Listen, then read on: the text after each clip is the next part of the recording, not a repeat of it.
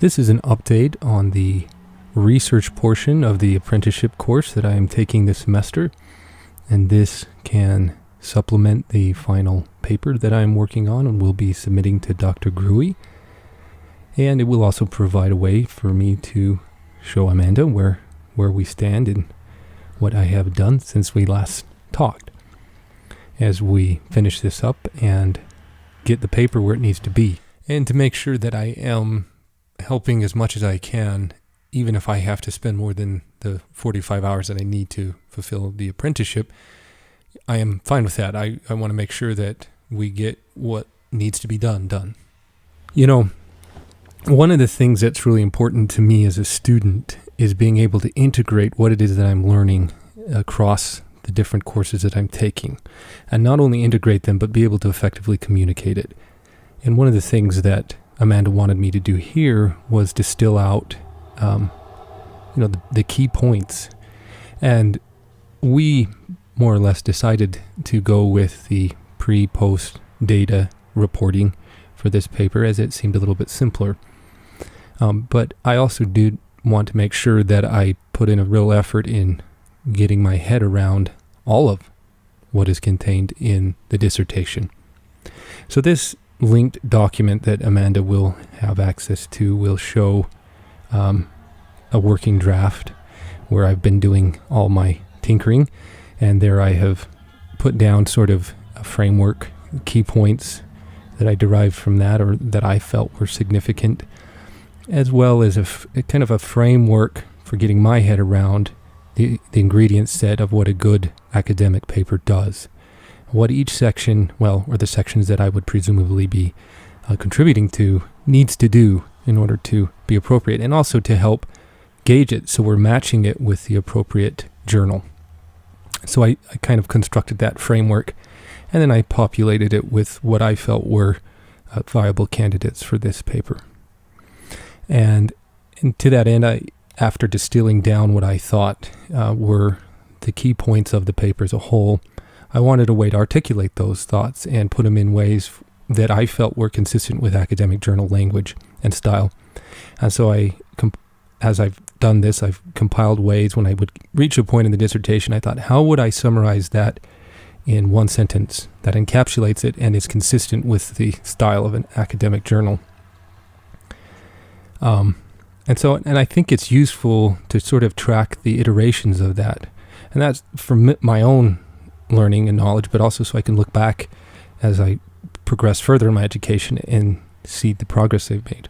Because at the beginning of the semester, my knowledge of this dissertation, my comprehension of this dissertation was probably coming in at somewhere around a solid 0%. But, to be fair, a significant portion of that statistic was owing to the fact that I didn't even know it existed. But beyond that, I didn't know what mediated effects testing was, so I didn't even understand the title. And if you don't understand the title, what are your odds of understanding the content at that point? But so one of the things I wanted to do was challenge myself to see what I could really get out of that. And following this update here is sort of a demonstration of me engaging in the exercise of both walking through the process of distilling this, what I was able to distill from the dissertation, and challenging myself with the task is if I had to explain this to someone who had never heard it, how would I try? Or if there was a course or something that I would have appreciated at the beginning of a process like this, how would I be able to teach myself if I was at ground zero? And that was kind of just more of an exercise and in being able to synthesize information, digest information, and then articulate. And that's a skill that's important to me that I really want to develop. So that's kind of optional, but I just included it for whatever it's worth. And so then I, of course, transferred from the dissertation much of what Dr. Birch wrote in there, and we need to, of course, make that in a suitable format for the article. And so here we have the methods section, and I have annotated the areas that I felt are probably good areas for edits, and the reasoning behind those edits, or additional questions and so forth. And again, sort of tracking the changes and the iterations. So getting a sense of where something's been and where it's going.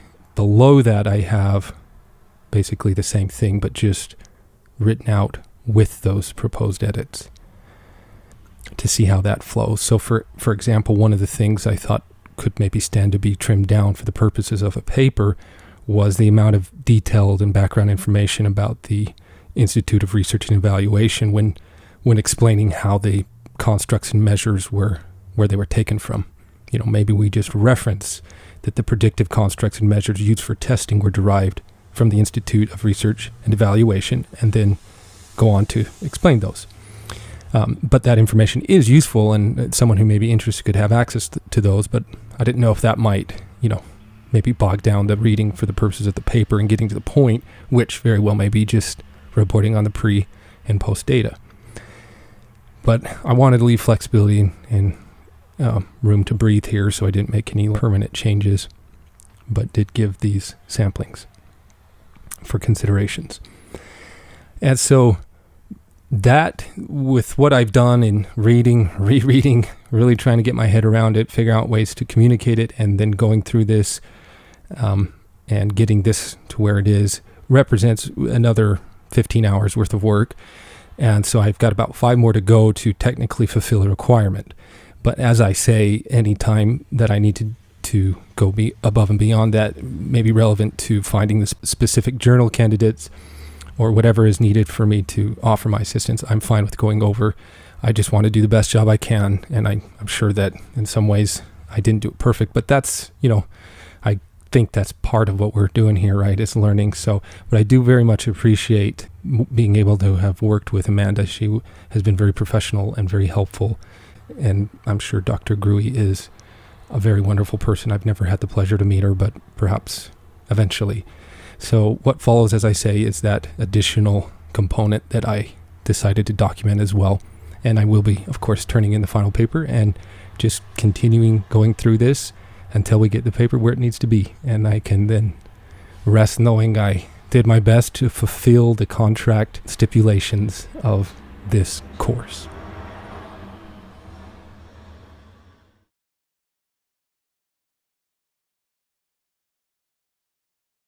One of the things I have wanted to get out of being involved in this research apprenticeship is the opportunity to practice and engage in the process of coming to understand and effectively communicate psychological and scientific concepts or ideas.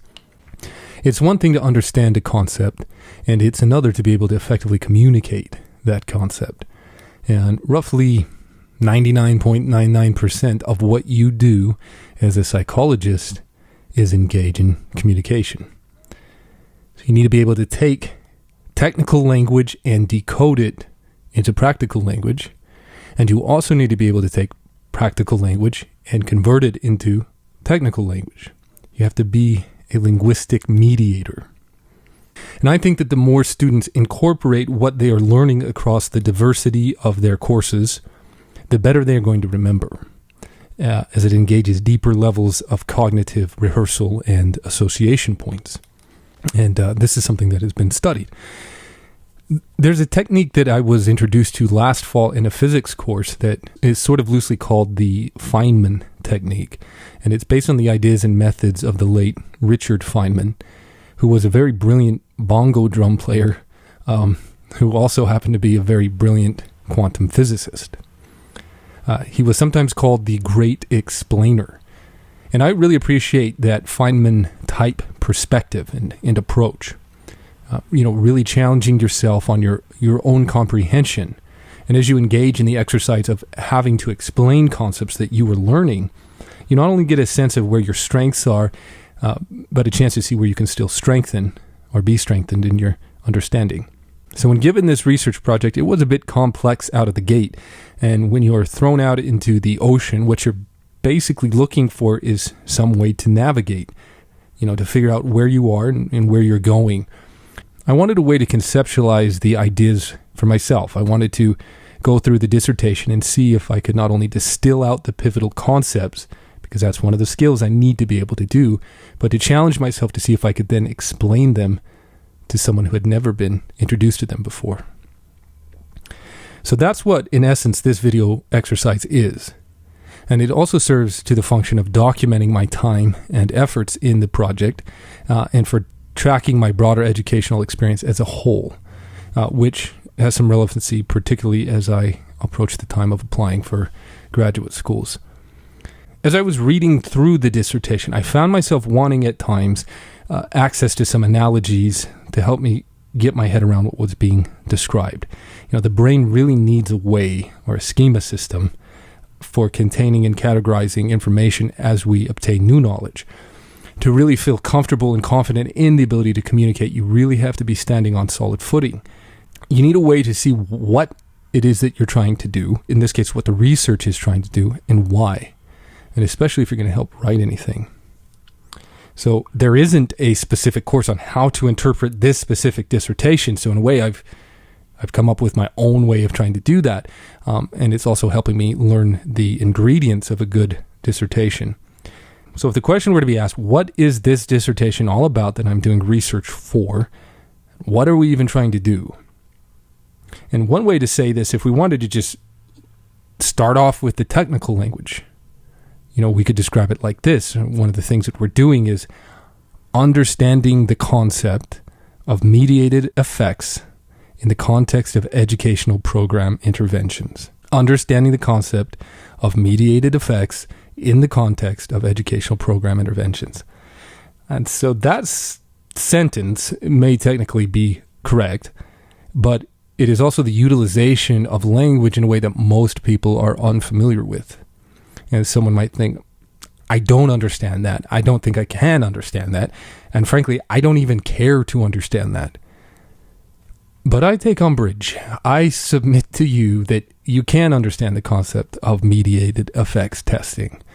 And I definitely have to, if I'm going to be a meaningful author or contributor to the paper we are deriving from this dissertation.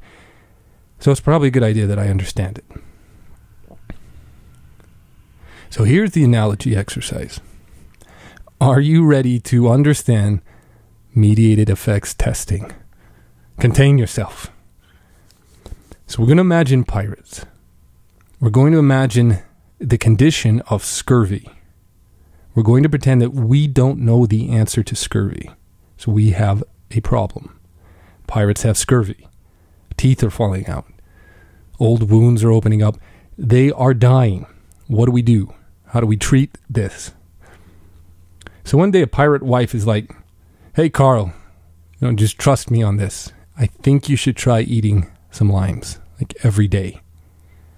And he's like, what are you talking about, woman? And she's like, I prayed about it, and I feel you should eat the limes. Look, your friends are dead. I don't want you to be dead. Isn't it worth it for me and our pirate baby that you at least try eating a lime? And the pirate's like, yeah, you don't know what you're talking about, but all right, I guess. And then the scurvy goes away. So then he's like, maybe there's something to this. And so he wants to make sure it wasn't a fluke or a coincidence. So he starts giving out limes to his pirate colleagues. And what do you know? Most of them recover. So he thinks, all right, I'm going to get Isaac Newton on this. I'm going to do me some science. I need a way to measure the scurvy change. So he hands out some scurvy surveys to some untreated pirates. On a scale from 1 to 10, with 1 being no scurvy to 10 being as terrible scurvy as scurvy gets, how bad would you describe your scurvy? And so he gathers the survey forms and he says, I'll be back in a month and I will give you a follow-up survey. And we'll see. We'll see what the lime does. Eh? So the month passes and he comes back. He's reading the results. All right, you were an 8 and now you're a 2. And Peg Leg Pete over there was a solid 9. And he's all the way down to a 1. So good for Pete. So apparently this lime thing works.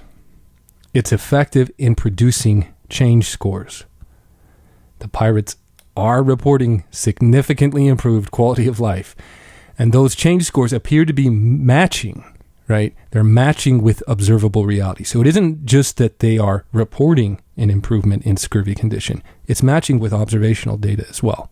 So now we could say we know that giving people the lime produces meaningful change. Great. So the lime itself is sort of like a low-resolution explanation. Yes, we can say that the lime produces these effects, but we don't really know why it produces those effects.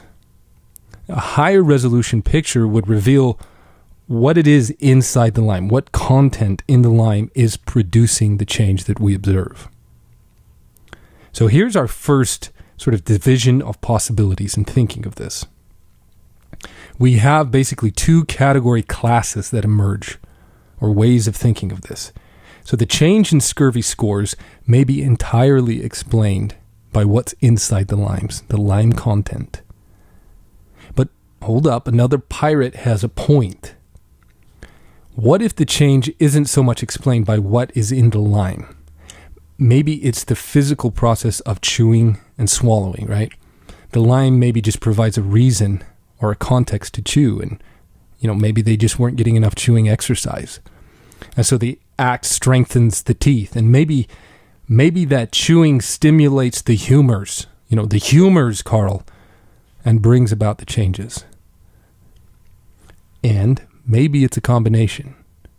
We might say or guess that 90% of the change scores in scurvy can be accounted for by the lime, the contents in the lime, the material. But the remaining 10 of the change, maybe it is from the physical act of chewing and swallowing. And so maybe they work together. So now we start to get a little bit of a higher resolution picture, or at least the hypothesized picture. So we have a class of factors related to the lime content. That's a category. Things that may be in the lime. And then we have a separate class of factors related to content delivery and consumption. So we can start thinking of ways to test these. Perhaps we can eliminate chewing as a factor by just testing the juice, like no chewing involved. So they do the same procedure and just administer juice, and the change still happens. The change score is still significant. So we then more or less have narrowed down to the actual content of the lime. That supports the idea that it is something in the lime because the chewing isn't a real factor. Now, of course, there still is the fact that the lime juice has to get into the bloodstream. So the digestive tract must be working. So is it the lime juice, or is it the process of absorbing it through the GI tract? Is that activating the humors and curing the pirate? Now, of course, over time, we were able to whittle down to the actual factor producing the change, and that's vitamin C, of course. So limes work in treating scurvy because limes happen to have vitamin C. The lime is simply a content delivery method.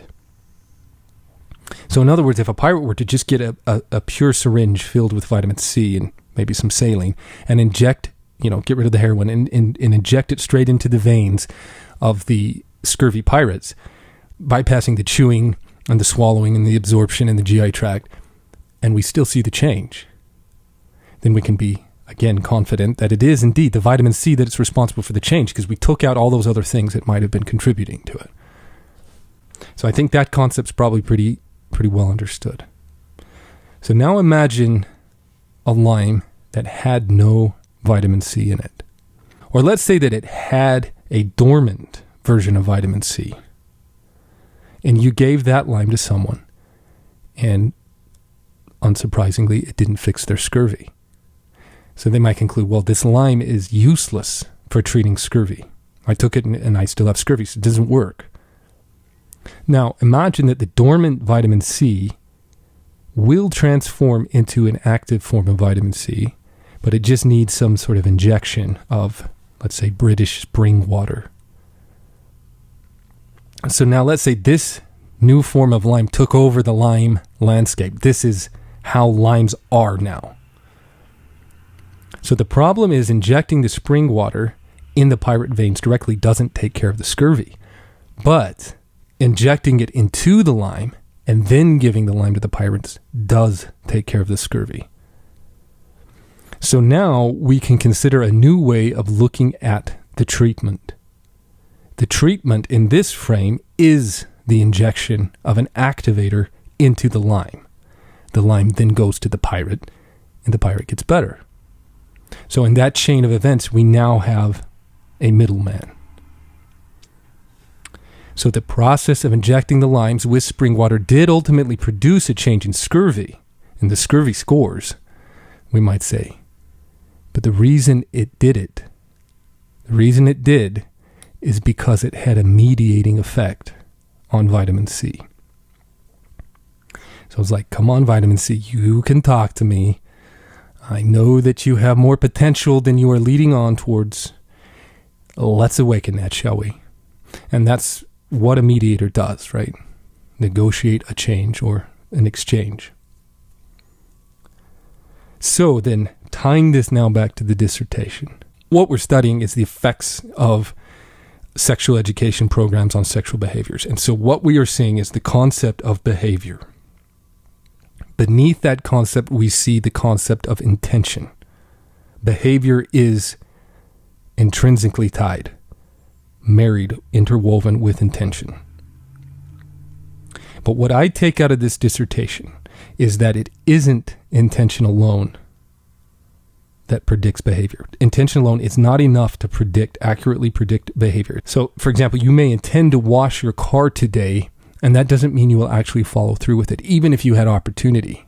You know, nothing may have come up. You may have had the opportunity, and you started off intending to, and maybe you don't follow through.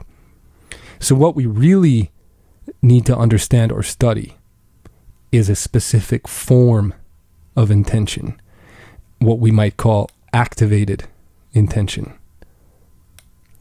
So, as I say, this dissertation covers the effectiveness of sexual education programs.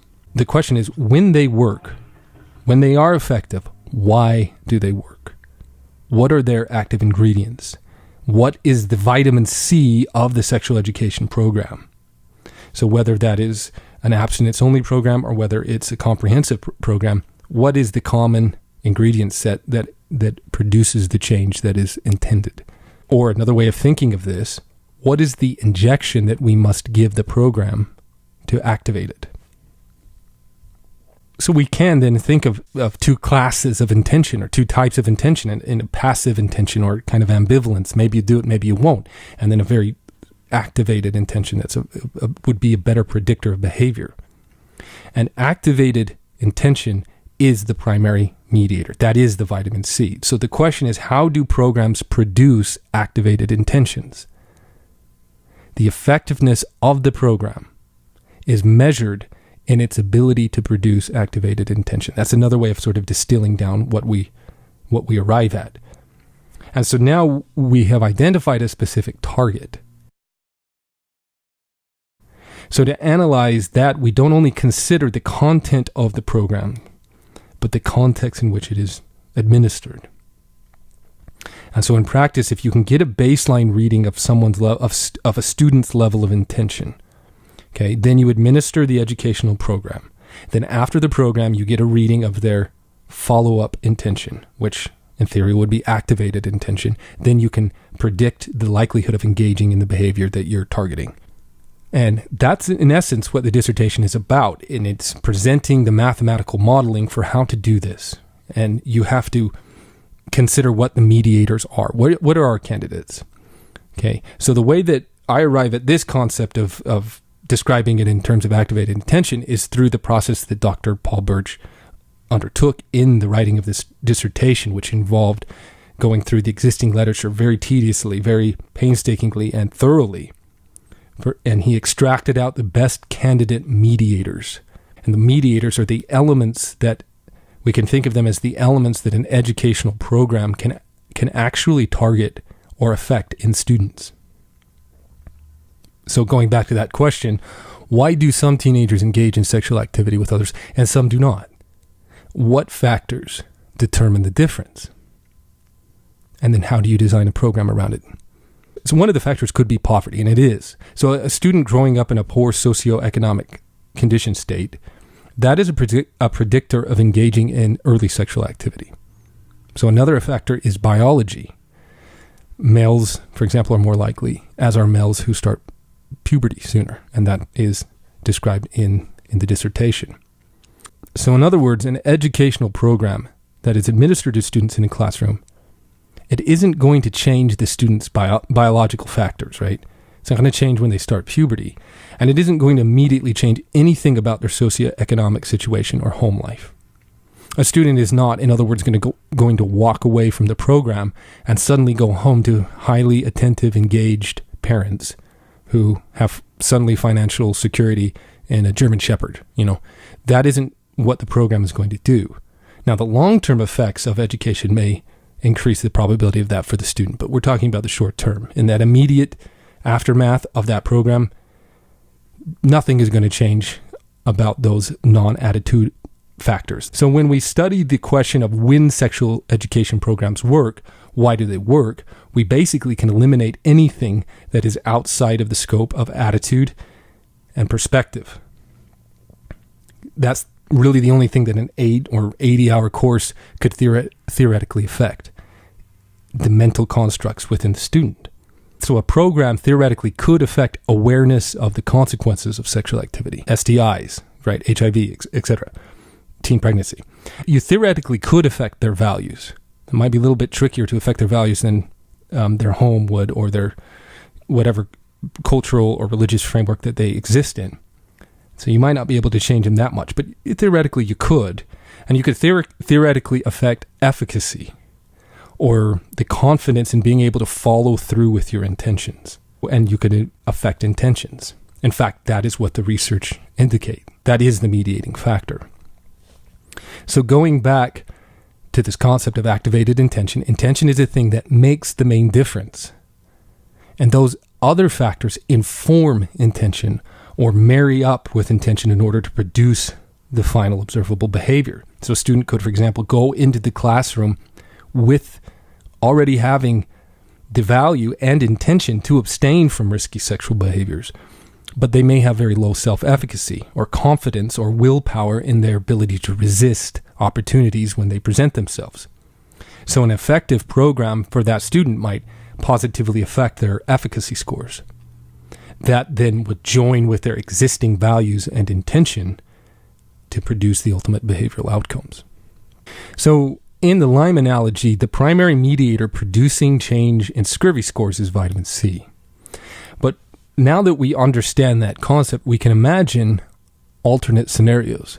We could, for example, imagine a scenario where it was mostly vitamin C explaining the change, with some contributions from vitamin A.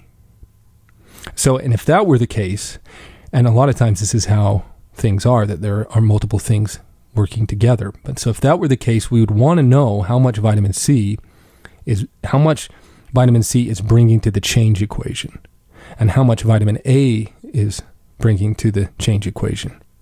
They're pulling together to make the change, and who's contributing more. If we were then designing, let's say, a pill to treat scurvy, we would want to know, this is why it would be useful, we'd want to know exactly how much vitamin C and A to put in the pill, as well as how to administer it. We want to know how it's going to be absorbed properly to produce the meaningful effects. So now we can kind of come to a somewhat general conclusion. The Lyme is an effective form of treatment, and we can say that that is at the lowest resolution of explanation. And it's still true, and it gives us valuable information, but it doesn't exactly tell us what is in the Lyme that is producing the effect. But within the Lyme is a bigger picture waiting for the chance to reveal itself. And so in a similar way, that is what research is all about. Not only do we wish to study the topic at hand, but what we want to also do is extract out of the relevance that extends beyond the specific topic at hand. The broader study, for example, of intention. So extrapolating on this work of the idea, okay, well, we've uncovered that intention is a big deal, and we've also uncovered that it isn't just intention alone. It's a specific form of intention that has the strongest predictive power. And so an effective education program is one that gets students to consider what it is they stand to gain or what they stand to maintain. Okay, that has to become their personal reference frame. And so in the bigger picture, I think this is the kind of research what I see furthering our ability to describe and measure behavioral metrics, predictive outcomes of educational intervention. So I do think it has broader relevancy than just the topic at hand, though it has relevancy there as well. Anyway, so this is my take on the dissertation, what I've distilled out from it, and to whatever capacity I can help write this final journal article. That's what I'm here for. So going back then to that starting sentence that maybe seemed very complex, we're understanding the concept of mediated effects in the context of educational program interventions. So maybe if the Feynman technique worked, then by now the idea should be a little bit clearer than it was to begin with.